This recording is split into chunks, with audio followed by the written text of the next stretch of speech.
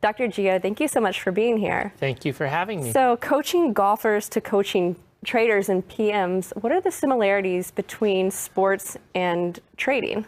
There are many, right? But the ones that matter is they're both high performance industries, right? So when we talk about high performance, any inefficiency in the mental game tends to show up when you're competing against the best in the world. You know, what you're talking about are long hours, you know, complete dedication. These are what I call all-in domains, where you really have to turn yourself over to the craft of excellence. And what that means is it tends to also throw work-life balance out of balance, right? So you want people to perform at a very optimal level. And in these all-in sort of highly competitive domains, there are mechanisms, sort of models that we use to try to get people to be their very best. Okay, so a lot of folks are aware of performance coaches at hedge funds because of the hit show Billions. Can you kind of describe what your job is like? Sure. I've heard reference to the show before, though I have not seen it. Yeah, so I work with about 20 of the portfolio managers primarily. I work with different people within the firm.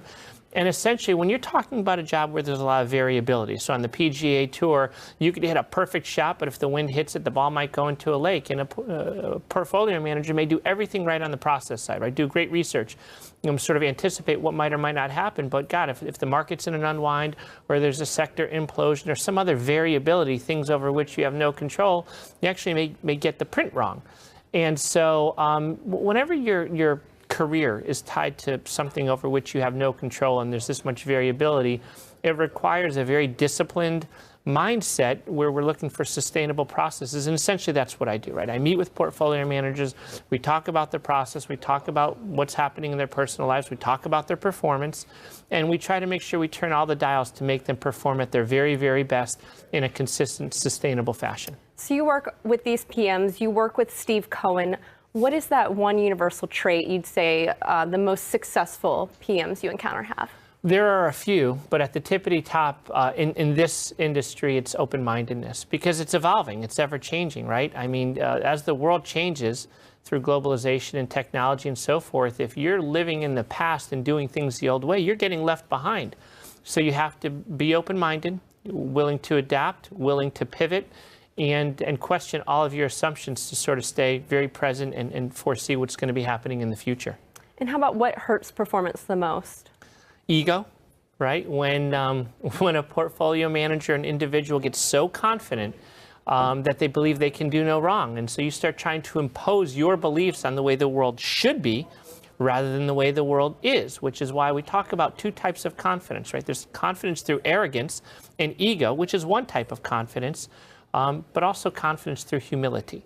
And the confidence through humility is what we practice at Point 72, because in the face of changing markets, you have to be humble, but also confident. Humble enough to know that the world's changing, confident enough to participate in that changing world. So not everyone has access to a performance coach at a hedge fund, but how can our investors, retail investors, viewers at home apply some of these skills to their own investing? Sure. You know, there's things that everyone can do to be better in these achievement domains.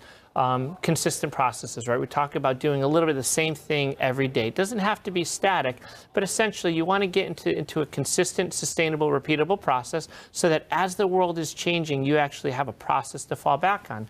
We talk about discipline, right? The root word of discipline is disciple, which is to be a student. So to have self-discipline means to be a student of yourself. So you have to know yourself, know your biases, know your tendencies, and guard against them so that you're engaging reality as it is.